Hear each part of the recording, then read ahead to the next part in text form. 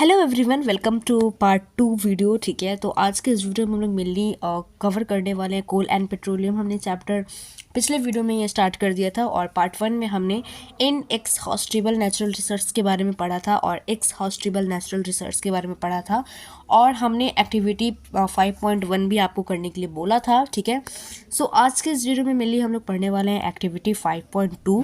सो let start. So यहाँ पे इस एक्टिविटी में क्या है, सबसे पहले यहाँ पे क्या लिखा हुआ है, it is a group activity. ये एक ग्रुप एक्टिविटी है, तो आप लोग अकेले में नहीं कर सकते, ग्रुप होना चाहिए। ठीक है, टेक सम कंटेनर्स। आप लोग को क्या करना है कि कुछ कंटेनर्स को ले लेना है, fill them with popcorn, peanuts, roasted gram and toffees. अब यहाँ पे क्या करना है कि उन्हें फिल कर देना है पॉपकॉर्न से, पीनट से, रोस्टेड ग्राम, टॉफी से। ठीक है, अब आगे देखिए, divide students into groups of 7 each. और स्टूडेंट्स को क्या करना है, डिवाइड करना है। ठीक है, 7 डिवाइड करना है। ठीक है, further divide each group into 3 groups. और ईच ग्रुप को 3 ग्रुप्स में क्या करना है, डिवाइड करना है, कंटेनिंग 1, 2 एंड 4 स्टूडेंट, जिसमें 1, 2 एंड 4 स्टूडेंट्स हो। ठीक है, लेवल them as first, second and third generation respectively. और उनको लेवल करना है जैसे कि first generation, second generation and the third generation. ठीक है, आगे देखिए, दिस सबस ग्रुप्स रिप्रेजेंट द कंज्यूमर। और ये क्या करेंगे, रिप्रेजेंट करेंगे कंज्यूमर को। As population is growing, second and third generation have a larger number of consumers. अब जैसे कि पॉपुलेशन ग्रो हो रहा है, ठीक है, तो जो सेकेंड होगा और जो थर्ड जनरेशन होगा उनके पास लार्ज नंबर रहेगा कंज्यूमर का। Put 1 full container for each group on the table.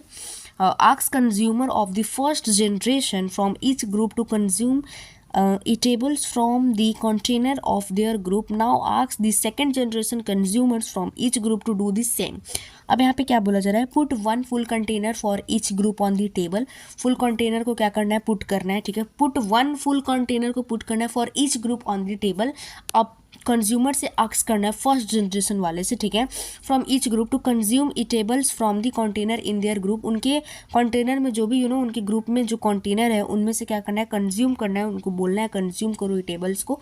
अब देखिए यहाँ पे, now ask the second generation. अब सेकेंड जनरेशन से भी सेम वही क्वेश्चन बोलना है। ठीक है, ask students to observe carefully the availability of eatables in each container.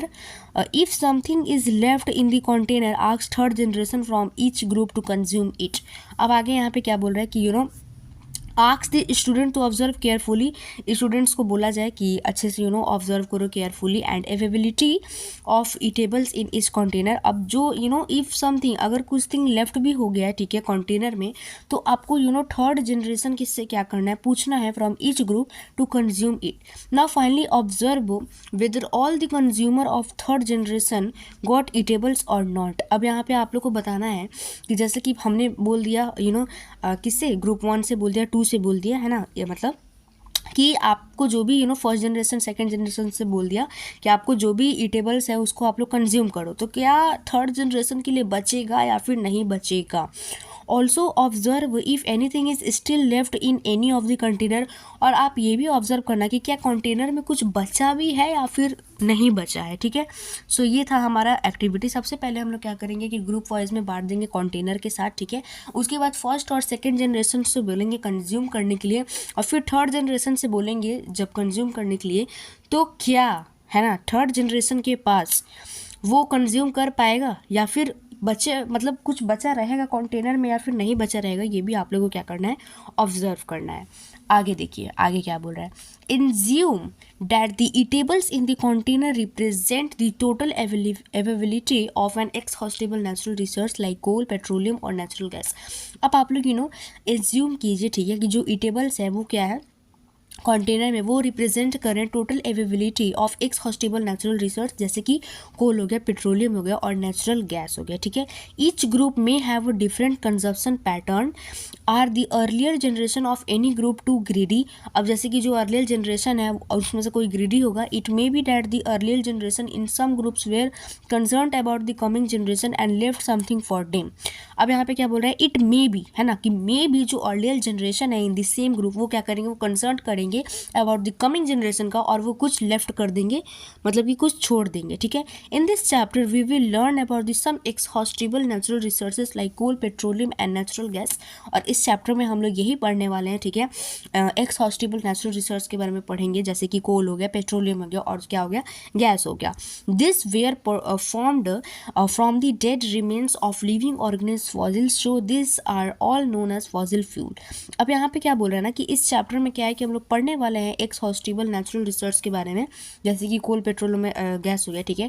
अब ये कहना है कि ये कैसे फॉर्म्ड होते हैं, ये फॉर्म्ड होते हैं डेड एंड डिकेइंग मैटर से, जो कि लिविंग ऑर्गेनिज्म का रिमेन्स कर जाता है, ठीक है, और उसी को क्या बोलते हैं, फॉसिल बोलते हैं।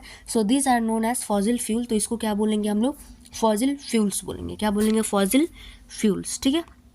आगे हम लोग देखते हैं, आगे हमारा है 5.1 कोल के बारे में पढ़ेंगे। You may have seen coal और heard about it, figure 5.1, it is as heard as stone and is black in colour. अब यहाँ पे कोल के बारे में पढ़ेंगे, ठीक है। आपने कोल के बारे में जरूर सुना होगा। 5.1 में आप लोग फिगर में यहाँ पे कोल के बारे मतलब कोल को देख सकते हैं, ठीक है। इट इज़ एज हार्ड, ये हार्ड है जैसे कि ये स्टोन, ठीक है। और क्या होता है, ब्लैक इन कलर में होता है। कौन से कलर का होता है, ब्लैक इन कलर, ठीक है।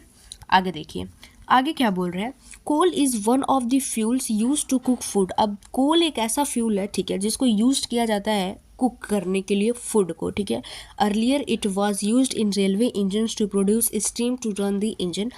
पहले के समय में क्या होता था, अर्लियर में, कि इसको यूज़ किया जाता था रेलवे इंजन के लिए, जो कि प्रोड्यूस करते हैं steam to run the engine, engine को रन करने के लिए। It is also used in thermal power plants to produce electricity. इसका यूज़ थर्मल पावर प्लांट्स में भी होता है, क्या चीज़ प्रोड्यूस करने के लिए, इलेक्ट्रिसिटी प्रोड्यूस करने के लिए। Coal is also used as fuel in various industries, और जो कोल है वो एज अ फ्यूल यूज्ड होता है वेरियस इंडस्ट्रीज में, ठीक है। आगे हमारा है स्टोरी ऑफ कोल, तो इसको हम लोग पार्ट 2 में कवर करेंगे, ठीक है। आई होप ये वीडियो आप लोग को समझ में आई होगी, एक्टिविटी समझ में आई होगी, ठीक है। कि यहाँ पे मेनली होता क्या है ना कि हम लोग एक्सहॉस्टिबल के बारे में पढ़ेंगे, और इस एक्टिविटी में भी वही बताया गया था, ठीक है, कि क्या बचेगा नहीं बचेगा, है ना, एक्सहॉस्ट हो जाएगा, ठीक है। तो यही है, और इसमें हमने मेनली फॉसिल फ्यूल के बारे में पढ़ा, ठीक है, कि जो फॉसिल फ्यूल है वो कहाँ से, डेड एंड डिकेइंग मैटर से बनता है, ठीक है, लिविंग ऑर्गेनिज्म, और उसी को हम लोग क्या बोलते हैं, फॉसिल फ्यूल बोलते हैं, ठीक है। सो यहाँ पे कोल के भी बारे में पढ़ा कि ये हार्ड होता है, जैसे कि स्टोन हार्ड होता है, और क्या होता है, ब्लैक इन कलर होता है। इसका यूज हम लोग कहाँ कहाँ करते हैं, इसके बारे में पढ़ा। सो नेक्स्ट वीडियो में हम लोग स्टोरी ऑफ कोल पढ़ेंगे। आई होप कि आप लोग को वीडियो अच्छी लगी हो। मिलते हैं नेक्स्ट लेक्चर में। Thank you.